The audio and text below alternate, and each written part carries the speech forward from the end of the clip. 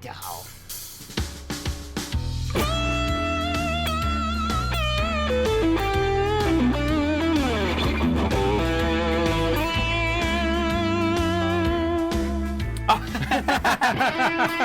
That's it, we're done. That's a great intro. That works. Hey everyone. So that's how you don't start, by not playing. That's exactly the topic of this video today. Well, this is Robert Baker, everyone. He's visiting from Ohio. Check out his channel if you don't know him, but I'm sure you guys do.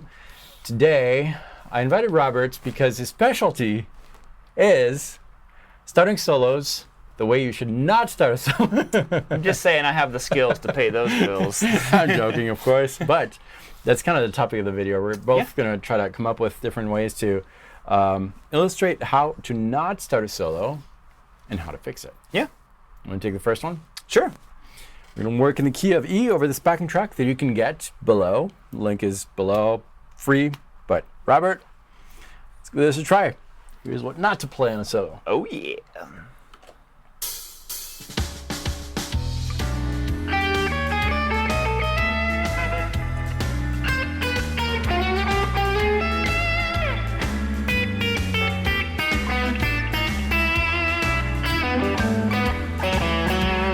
Nice.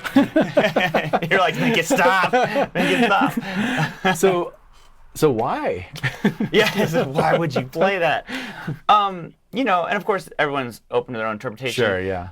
So essentially what I was doing is I was starting out of key, you know, and I was constantly resolving things to the root, bringing it back in key, but it's kind of, you know, it's not the most easy thing on the ears. You know, maybe if you wanted to have something very out in your solos, it might be better to have that in the middle of a solo. Yeah. You know, maybe don't start out with that, because it depends on, I guess, your audience, but most people don't want to hear a whole bunch of out of key notes to start off a solo. Yeah. Make it in key, make it rocking, you know.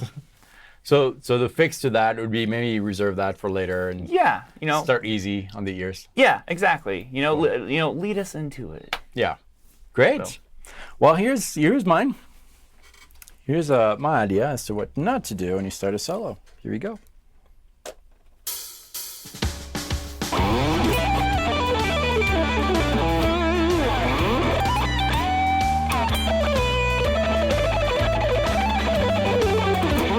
And so forth. So, poof. That's why, because of the poof. So yeah, the idea here is that flashy playing can be exciting and interesting, but if you throw it out there right from the beginning, that might do several things. That might turn people off, the listener off, because they're like, you're showing off. Where's the music? Where's the soul? Yeah. Plus, sometimes the listener, it's almost like a dating game. I feel like it's coming to a dating game. Yeah. Where you're not going to go and just blah, blah, blah, blah, blah, tell your whole life right away and, you know, in the first 5 minutes. Yeah. Or like the whole fireworks thing that we talked about. It's like, you know, if you went to see fireworks on the 4th of July and they start off with the grand finale. Yes. And then there's just like a couple here and they're like, what was that? Yeah. You know, and most people, their favorite solos are solos that build. You know, have that big kind of like big hoorah at the end. Hoorah. So yeah, the fix would be simply to think in terms of a dating game. Just start the conversation with just a simple opening statement like, hello. That's enough for now. That'll be my idea. Yeah. Howdy. All right, well, let's try something else, Robert. Oh, I got ideas. Here we go.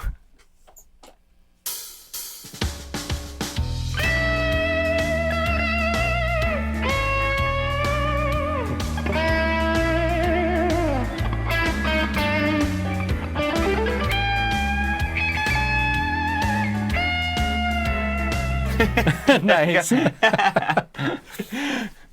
So that one, it's kind of like, I think, a continuation of the other one, because, you know, basically what was happening is don't start off with something that's uncontrolled. You know, like vibrato is such a huge part of kind of like laying out what's going to be happening. You can have a very aggressive vibrato, a very subtle. Yeah. But the most important thing is if your vibrato is all over the place, like you can play out a key and make it work, but I feel like playing a vibrato where it's constantly like going out of key, pretty hard to make that sound good, you know, because it just sounds uncontrolled.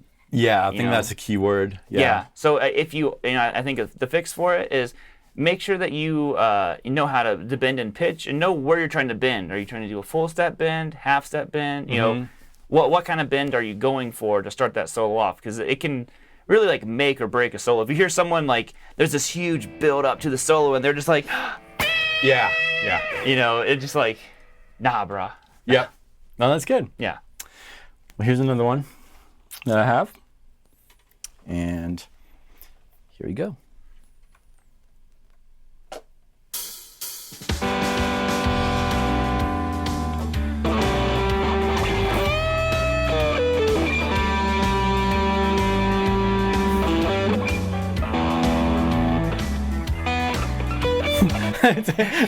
Can confirm, not a good way to start a solo.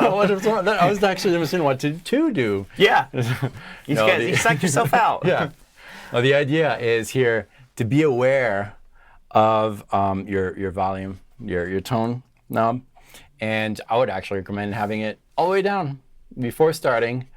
Sometimes better to start with silence because that way you can kind of like digest what you're hearing and then respond to it. Whereas this is kind of distracting, not controlled.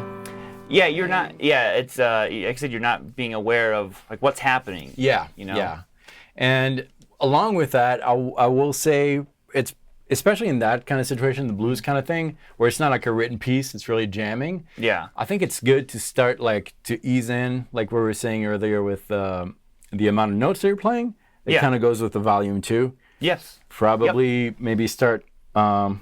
Maybe even halfway, maybe kind of testing the water a little bit with your fingers. Yeah. Testing the volume. Okay, that note works. I know that.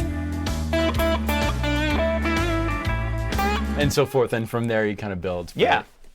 Volume is important. Controlling that. Yeah. So I think being aware of what the mechanical side of the guitar just as important. You know? Absolutely, yeah. So I got one more for you. Okay, great. Let's do it. Yeah. Here's your track.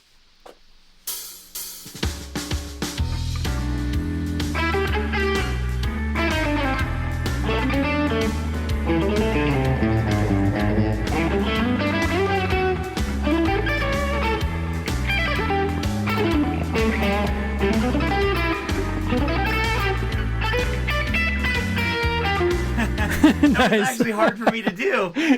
I'll explain what it was in case you didn't catch it. Yeah. I was trying to play Out of Time. Oh, well, you did. Yeah. You're like, you should have. You nailed it. It is hard though because you're so ingrained to do it right. Yeah. I could feel the pocket like pulling me back in. Yeah. But I think it's really important. Understand where like the 1, the 2, the 3, the 4 is. Yeah. Don't start in the middle of a section because either you're gonna rush yourself to try to get caught up. Yeah. And then you're gonna end up passing the next beat, and you're in the middle of that one. And it's just like this never-ending cycle. Sometimes, if you want to fix it, kind of chill out for a minute. Yeah. Figure out where where your count is and stuff like that. But don't start off solo out of time. All those kind of like little things like that, because then it's just kind of like a lot for the listener to take. Yeah. Like, well, that's happening. There's too many rhythms here. So I think that's a great tip. Yeah. So the fix to that would be to just start in time. Yeah, exactly. Metronome stuff. Practice things that are very key. The key of it is what's the rhythm that's happening. What are these underlying like tones to stuff. Yeah. So good stuff. Yeah. So these are 5 ideas that you should probably think about before starting a solo, whether it's a written piece or jamming with friends like we're doing here, and how to fix it. Oh yeah. You can get this backing track and a reminder of the 5 tips below. There's a link, just click on it and that'll take you to a page where you can enter your email and I will spam the crap out of you. And no, I won't. I'll just send you the free stuff. You will be added to my newsletter. You can unsubscribe anytime. And Robert, people can also check out your free course on your videos, the fretboard decoder. Awesome stuff. Check out Robert Bicker's channel too. Yeah, thanks for coming. It's awesome. So the fist pump. Oh. There you go. Oh, Thanks so much, everyone. We'll see you next time.